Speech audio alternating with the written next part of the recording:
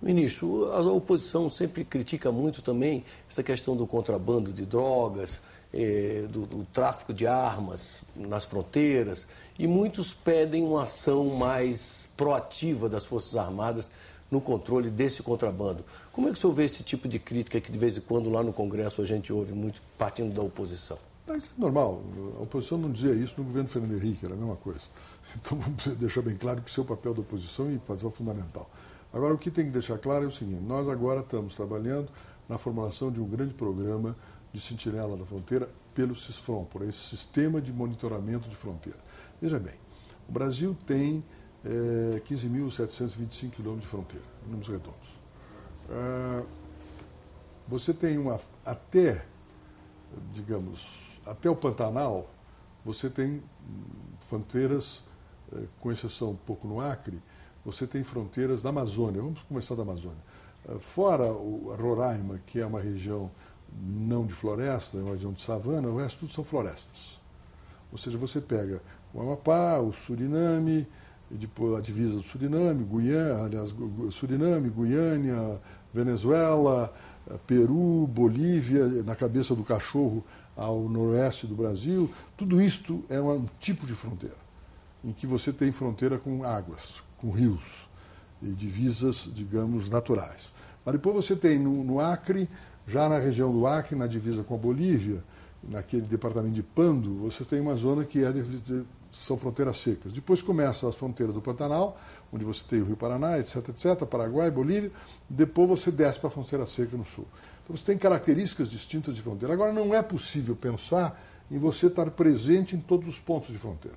Daí o programa que nós estamos desenvolvendo, e vamos desenvolver junto com a Polícia Federal, inclusive, dos veículos aéreos não tripulados de visão estratégica, que eles poderão ficar a 40 mil pés de altitude ou 30 mil pés, dependendo das circunstâncias, e você, com isso, monitora as situações. E você também não pode estar sempre presente no mesmo lugar, porque não adianta.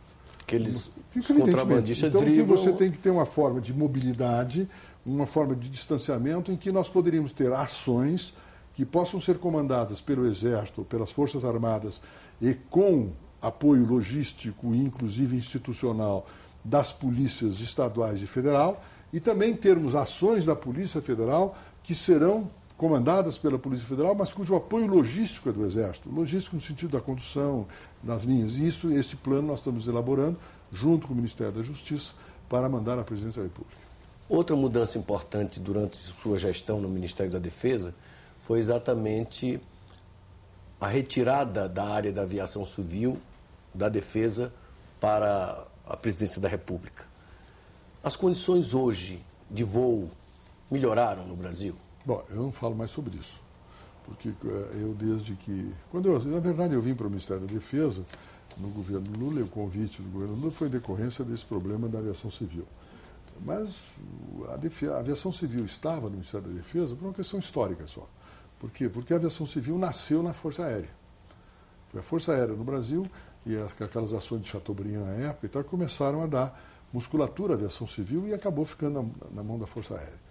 Depois continuou, aí se surgiu no governo Fernando Henrique, começaram a surgir, digamos, a transferência daquelas áreas para o setor civil, que foi a questão da Infraero, que era uma instituição da Força Aérea, foi para constituir uma empresa pública nacional, depois veio o ANAC, mais tarde já no governo Lula, transferindo a regulação para uma agência. Ficou na Força Aérea o controle do espaço aéreo. E ficou na defesa o controle de tudo isso. Então eu já sustentava na época do governo Lula que nós deveríamos criar um instituto, ou levávamos isso para o Ministério dos Transportes, ou criávamos uma secretaria similar à Secretaria de Portos, como existe hoje. E aí a presidente Dilma resolveu, então, caminhar por essa solução, de criar uma Secretaria da Aviação Civil, que agora passa a controlar, ou pelo menos regular. E agora também a decisão tomada, recentemente anunciada pelo chefe da Casa Civil, de que nós vamos colocar o setor, que o governo resolveu trazer também o setor privado para essa área. Eu acho isso absolutamente correto. O aeroporto é uma rodoviária hoje. Se você lembrar, você não, talvez, da nossa idade, eu lembro quando a gente viajava de avião, você tomava banho, botava gravata, as mulheres se vestiam e se penteavam e o diabo quatro. E agora o que acontece hoje? houve um crescimento imenso da demanda na aviação civil, demanda de passageiros. Por quê? Porque teve dois fenômenos. De um lado, a queda dos preços das passagens, quando se introduziu em 2005 a liberdade tarifária, em que você estabeleceu a concorrência entre as empresas. Caiu o preço das passagens e aumentou a renda do cidadão. E aí você teve um crescimento da demanda. Um crescimento da demanda que não foi acompanhado pelo crescimento da infraestrutura aeroportuária. E a infraestrutura aeroportuária significa o seguinte, basicamente: pista de pouso e decolagem, pista de táxi, estacionamento de aeronave, terminal. E, por último, alguma coisa que não diz respeito claramente às agências ligadas à aviação civil, mas que isso é fundamental, é a acessibilidade aos aeroportos. Não adianta você ter um aeroporto com grande capacidade se você não tem como chegar lá. Ou que leva mais de uma hora. O carro. Outro leva 1h30 para chegar lá. Aí você está somando tudo, vai dar 10 horas de viagem, enfim. Bom, mas o fato é que cresceu enormemente a aviação civil. Agora a decisão do governo de colocar o setor privado no meio vai acompanhar. Agora eu não tenho, até o momento em que estava nessa área, e só respondo até lá, porque não falo mais do assunto lá na minha área, mas até o momento que estava lá, você via uma coisa curiosa. Todos os fins do ano a empresa anunciava caos aéreo, que não ia ter lugar para ninguém, que ia ser uma bagunça, não havia nada disso. Funcionava direitinho, claro, evidentemente com uma enormidade de gente dentro dos aeroportos, mas as coisas fluindo, os atrasos dos voos reduzindo substancialmente. Nós temos alguns problemas de meteorológico e você não tem como evitar, evidentemente, salvo se alguém quiser correr o risco de voar em situações dessa natureza.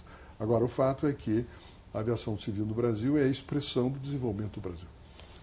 Ministro, uma última pergunta. E quanto à Comissão da Verdade, esse pomo que gerou tanta polêmica durante sua gestão? Polêmica gerou num determinado momento, quando se elaborava um decreto do Presidente da República para a criação de uma comissão para elaborar um anteprojeto de lei. Naquele momento, eu sustentava, e ainda sustento, duas coisas. E agora já, mais comodamente, inclusive, tendo visto a decisão do Supremo Tribunal sobre a vigência da lei da anistia. Eu dizia o seguinte, que a anistia sim tinha sido para ambos os lados, ou seja, usava a palavra bilateral, que não é bem adequada, mas as pessoas entendem. Tecnicamente não seria adequada. Mas a anistia ampla, geral e irrestrita, nesse sentido global. Alguns sustentavam que não, que a anistia somente tinha sido feita aos grupos chamados, à época do regime militar, de grupos subversivos, e que as forças legais, ou seja, as forças do Estado, não tinham sido anistiadas. E a Comissão da Verdade, uns setores diziam que o decreto que criava essa comissão tinha que determinar que essa comissão elaborasse um projeto para examinar somente a memória relativa à repressão política. E eu sustentava que não, que você tinha que fazer a recuperação da memória de todas as ações relativas a direitos humanos ocorridas durante um período X de tempo, praticadas pelo Estado e praticadas por organismos não estatais, ou seja, por organizações não estatais, ou seja, numa análise global. Foi essa a discussão que o presidente Lula optou pela solução final, que foi essa. O anteprojeto foi feito com a participação de representantes do Ministério da Defesa.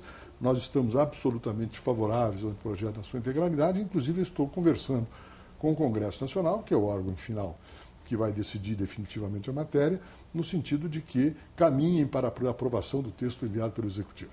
O senhor acha que essa questão está deslindada? Na minha área tu vai ouvir uma voz daqui, acolá, como faz parte do processo democrático, uma voz principalmente do pessoal de alguns setores da reserva, que não gostariam disso, ou que gostariam de uma forma ou de outra forma, mas isso faz parte do jogo. Nós temos que lembrar o seguinte: o Brasil precisa fazer um grande acordo com o seu futuro. Não se faz um acordo com o futuro retalhando o passado. Nós sabemos, a experiência democrática mostra, inclusive nos processos eleitorais, que se um governo de oposição assume um determinado, ganha uma eleição, se ele se destinar a retalhar o passado, ele vai perder uma energia brutal e não vai conseguir fazer governo. O que nós precisamos é construir o futuro. Vamos saber o que aconteceu no passado, não para retalhá-lo, mas para conhecê-lo e recuperar a sua memória. Este é o sentido da Comissão da Verdade. Ministro, com a morte do Bin Laden, E esses rumores de que existem bases terroristas lá na tríplice fronteira, Brasil, Argentina e Paraguai, como é que o senhor, como ministro da Defesa, reage a esse tipo de rumor? Veja bem, isso é um rumor antigo, né? Isso é um boato que já vem há muitos anos. Desde que eu era ministro da Defesa, já havia alguns setores que sustentavam a existência de grupos terroristas, então não tem nada disso. O que tem lá são comerciantes. São comerciantes que operam de um lado para outro, alguns deles fazem contribuições para as suas posições políticas de origem. Isso é um problema que não diz respeito. Ou seja, o Brasil, e nós temos que deixar bem claro o seguinte, em relação a essa questão do Bin Laden, eu acho que os Estados Unidos, o presidente Obama citou isso muito bem, não podemos confundir terrorista com islâmico. Islamismo não tem nada a ver com terrorista. Os terroristas estão usando o discurso islâmico para uma coesão popular.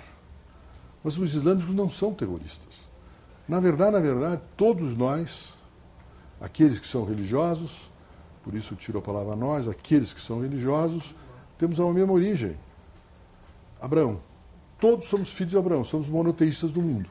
São os cristãos, com a Bíblia, são os judeus, com o Torá, e são os islâmicos, com o Corão, de Maomé. Ou seja, todos têm a mesma origem de um monoteísmo. Então não há que se confundir islâmico com terrorista e achar que o sujeito que tem cara de árabe seja terrorista. Nada disso. Nós não podemos termos essa autonomia. É evidente que não podemos concordar em absolutamente com ações terroristas. Ministro, muito obrigado pela entrevista. Vocês acabam de assistir uma entrevista com o ministro da Defesa brasileiro, Nelson Jobim. Até uma próxima oportunidade.